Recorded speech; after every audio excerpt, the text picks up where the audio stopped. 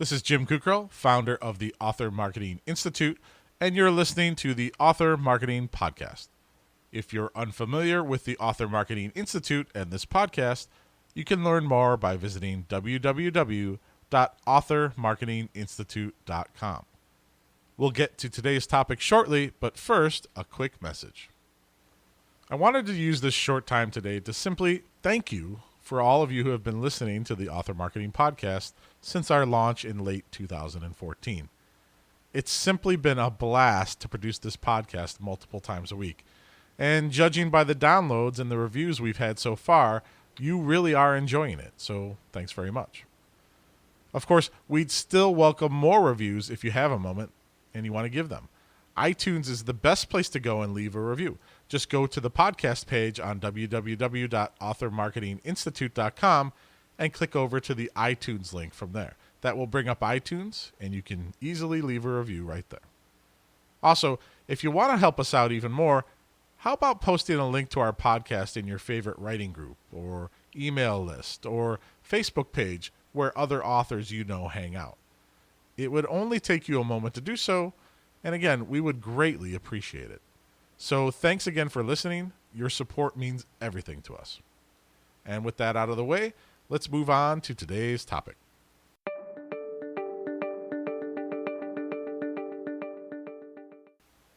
Five mistakes every author makes during book launches.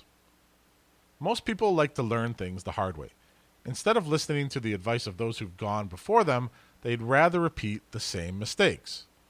Many authors fall into this trap when launching a book, but they're not always aware that what they're doing is wrong. As a result, they continue to repeat their faulty tactics over and over again. Authors are a strange breed. They'll demonstrate limitless creativity in their several hundred-page manuscripts, but their attempts at marketing will mimic whatever they've seen in their peers doing. They jump off a cliff if they saw what other authors were doing the same to promote their books. It's time to stop repeating the same old unsuccessful marketing tactics. Here are 5 mistakes every author has made at least once and how you can avoid them. Number 1, poor editing. The first-time self-published author tends to be a little publish happy. She's willing to publish the book onto Amazon before it's ready. If you do the same, then you may be surprised by the steady flow of 1-star reviews and lackluster sales. The bar has been raised for all books on Amazon and other platforms. Nearly 100% of the best-selling self-published books out there have gone through one, if not multiple, editors. Between the high-quality editing, the professional-looking covers, and a punchy blurb, these books are practically indistinguishable from traditionally published books. Imagine what a reader will think if he picks up your book and sees dozens of typos, word choice errors, and poor grammar. It's much better to wait until you've received editing from at least one other person than yourself. Ideally, that person should be a freelance editor or someone with editing experience. You should pay that person to go over the book at least twice to catch all of the errors in your manuscript. Once you've gotten the book edited, you should read it out loud, cover to cover, to catch anything that slipped through. This is going to take a serious time commitment, but you have to remember that being an indie author is like running your own publishing company. If you don't have the money to pay people to do all the jobs for you, then you're the one who has to wear all of the hats. A well-edited book doesn't guarantee you a successful launch, but it will improve your chances of getting positive reviews from your new readers. Number 2, spamming friends. Ask yourself this question. If all of my friends bought my book, would I earn back all the time and money I spent writing it? Unless you're a massive internet sensation, the answer is probably no. Despite the fact that friends typically can't support book launches, many first-time authors go around spamming links to their book buy pages like it's the most important news story in the world. It's not. And your friends will block or ignore you if you keep it up. To become a success as an author, you need to create a product that's so good that strangers will pick it up. While friends may give your books a small boost at first, there's little point to bugging them over and over again to hit the buy button. You should only post about your launch once or twice on social media. From there, you can provide friends who ask about your book with the link directly. That's all the time you should spend on messaging your friends. Your time is better spent connecting with people who have a larger following. Try working with bloggers or podcasters to promote your book to their friends and followers. A post from them to their connections will get you a lot more than your 20 posts to Aunt Ethel and the rest of your Facebook friends. Number 3, doing it alone. Unless you're a collaborative writer, you probably wrote your book alone. When your books are ready to go out into the world, most authors continue this solo effort throughout the marketing process. You're missing out if you don't connect with other authors to try and boost your promotional prowess. The most successful authors have used the power of the group to increase their sales. From box sets to multi-author buying events, they've leveraged their followings to cross-pollinate their readers. Which do you think is more likely to be successful? One email with a link to your book that's sent out to 100 people, or 10 emails that link to your book sent out to 5,000 readers? While not all group promotions will boast the numbers of the latter example, you'll never know if you don't try to connect with those peers. Take the lead on setting up an event that's associated with your book launch. Put in the necessary hours to contact other authors in your genre, format a box set, or create an event, and establish what the authors should do on their part to make the event a success. The hours you put in will help you forge connections that could make each future launch an even larger victory. Number 4, buying ads without a strategy.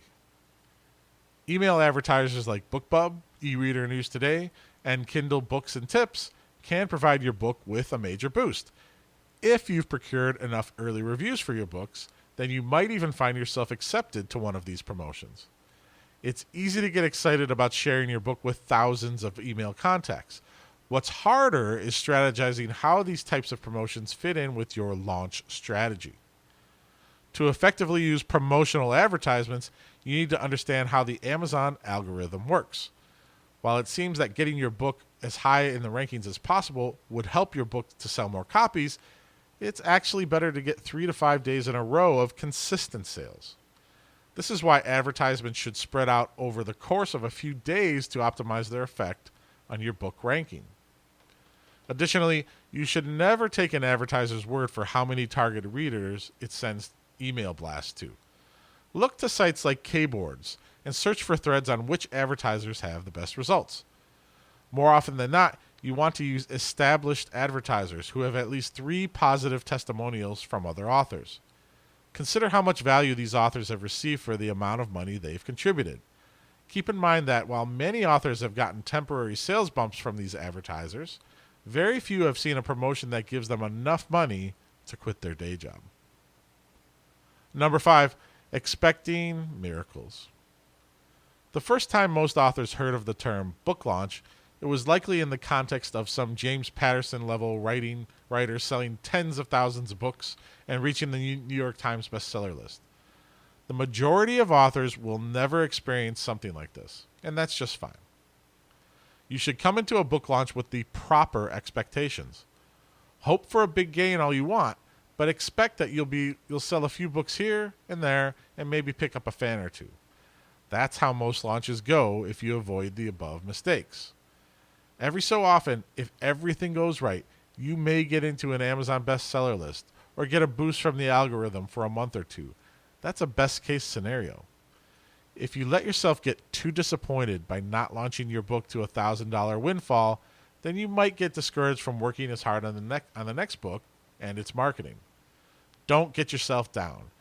You should actually push yourself harder on each successive book launch, because the more books you have out, the more likely it is that you'll gain additional true fans.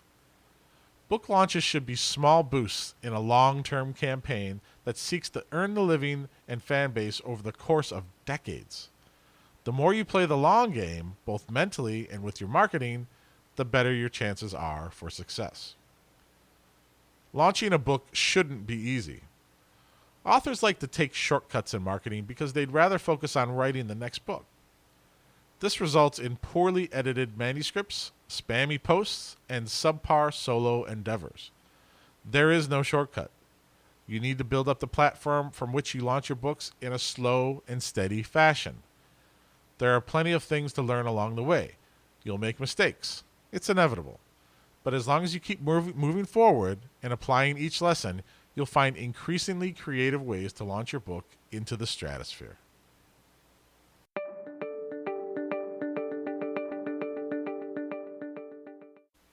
And that will conclude today's podcast. To see a transcript of the show and to access other book marketing content, please visit www.authormarketinginstitute.com. You can also learn about our latest events for authors or get access to our Author Marketing Academy Learning Center. And of course, become a member of the Author Marketing Club, a 25,000 plus author member community. That's www.authormarketinginstitute.com. All right, let's wrap it up for today. I'm Jim Kukrow, founder of the Author Marketing Institute, and we'll be back again for another show soon. Thanks again for listening, and don't forget to leave us a review in iTunes and share the show with your author friends and communities. We would be grateful for your help in spreading the word. Bye for now.